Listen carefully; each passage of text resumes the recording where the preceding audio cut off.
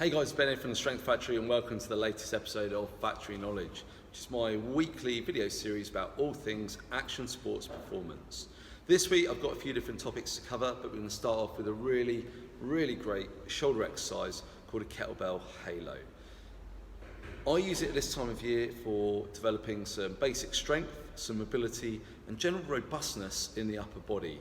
It's also going to have a really good training effect on the forearm, wrist and grip strength. I'll show you some reps.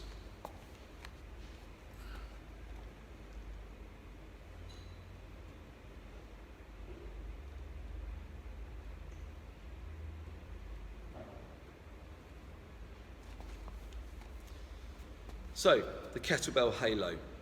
As you can see, it's called a halo because it goes around your head like a halo.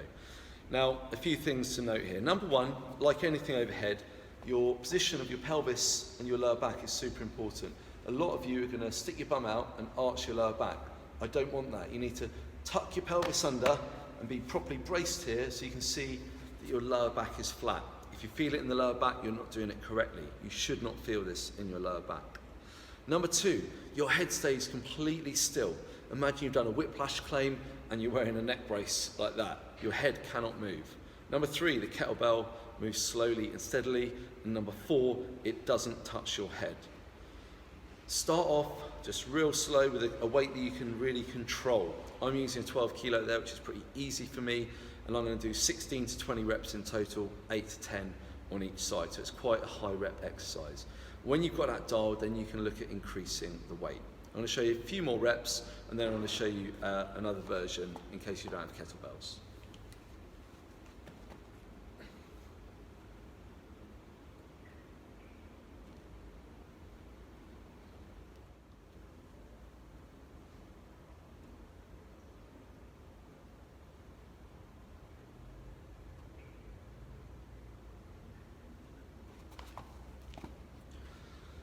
So you can see there, if you don't have access to a kettlebell, you can do it at the weight plate.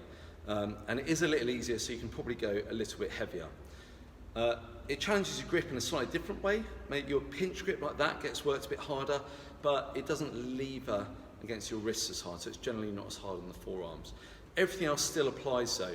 Make sure that you go right over in that back position, so that the plate effectively rolls around your head. Same things apply. Start off with a controlled, relatively easy weight that you can do perfectly for 16 to 20 reps. Once you've got that, start adding some weight to get some good work done. But it should always be a high rep exercise that you can use either at this time of year for building a solid foundation of movement and strength and mobility, or you can use it as a really good warm-up tool before other upper body training sessions. For part two of this week's Factory Knowledge, I'm going to have a little talk to you now about isometric holds, which is where we pause in different positions on an exercise. So you can pause at the top, the middle or the bottom basically of any exercise, and you can pause from anywhere from a second up to 5-10 seconds or even longer if your sport requires that sort of thing.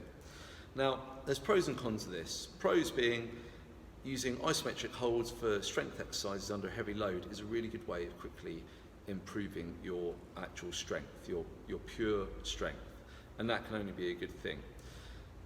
Also, it's a really great way of improving strength in specific positions. For instance, we're going to look at the squat today, but the same applies to the press up. Where's the weakest part? The bottom of the squat. Where's the weakest part of the press up? It's when you're just here, just hovering off the floor. For 99% of people, that is the weakest part of the exercise. So if we do some isometric holds there, then we can develop strength in those positions and develop greater strength than we would by just going there or just going there. We're going to spend some time down there, which is going to be unpleasant and uncomfortable and hard work, but ultimately it's going to make you stronger in those positions. Now, what this is also about is about developing a bit of work capacity, and that's part of the reason why I use it at this time of year. So it's autumn 2019 and we're just going into winter training to prepare a lot of my athletes for summer 2020. And we're going to do isometric holds in a number of different exercises, including the squat and the press up, to build that work capacity, to improve their strength and their positions, so they're then in a better place to go and do heavy strength training going into November and December and beyond. this is going to help prepare for that work that's to come. So it's all part of a bigger picture and a long-term program. Downsides of it are, number one, it's really hard, but that's a good one as well. Number two, it can leave you pretty sore. And number three is that, it's not a downside, but it's just worth bearing in mind, is that you really have to focus on your breathing. If you're doing 5-second holds and you're holding your breath, after a couple of reps, you're going to be ruined and you're not going to finish the set. You really need to breathe deeply into your belly whilst maintaining a proper brace throughout. So I'm going to show you some reps now with the goblet squat.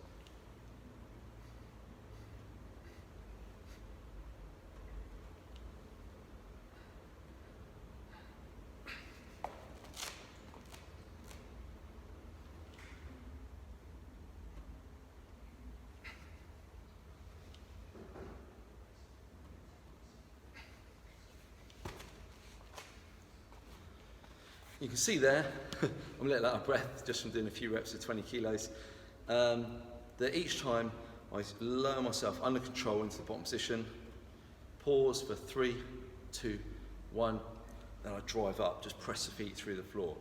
The whole time I'm braced, I've got that perfect flat back, that neutral spine position throughout the whole exercise. Now, when you do this, you are going to find that it's demanding, it's really hard work. It's hard on your entire body, which is a really good thing. Now, added bonuses are that in that bottom position there, this is one of the best ways to open up your hips and improve that bottom position of your squat, for instance. People come and do a couple of sets of these, and all of a sudden, you know, if they were to get a bar in their back, they can squat deeper because it's loaded mobility, basically, in the bottom position of the squat. So it's also very useful for that. The same principles apply to many things. So, for instance, press up is something I use it on a lot. Just lower down that bottom position so you're just hovering off the floor. Create tension, drill the hands through the mat, brace hard. Breathing into your belly, 1,000, 2,000, 3,000, push your floor away to get back up. And that way we're still creating lots of force, but you're getting the benefit of that isometric hold as well. As always with me, form is everything. Don't use a weight or a number of reps that's going to cause you to start losing form. You know, if you're coming out of the press up and you're all twisted up, or if you're coming out of the squat at the bottom and your knees all dropping in, then that's it, stop. You know, reduce the weight or reduce the reps or something. It's got to be perfect, it's got to be good form, otherwise you're not moving forward in a constructive manner with your training. So, have a go at it. Use it to strengthen weak points. You can do it with single leg exercises, double leg exercises, upper body pushing and pulling. So I could use these straps, for instance, here, and I can row, and I can pause here in this position and really focus on working that end range in the upper back muscles. 3 seconds is a great place to start, but as you get stronger, you can do 5-second holds. Use this sort of training for 4 to 8 weeks at the start of the winter, and you're in a really great position and to lift heavy and be very robust and be able to handle the weight safely as we ramp up the training through the winter months. I really hope that you've enjoyed this week's video. Remember to hit like, hit subscribe, tell your friends, and as always, like I always say, this is about you guys. So if you're preparing for an event, or if you've got some questions about how to get fit and strong for your particular sport, leave it in the comments or drop me a line on social media, and I'll be sure to get it into one of the upcoming episodes. Thanks very much.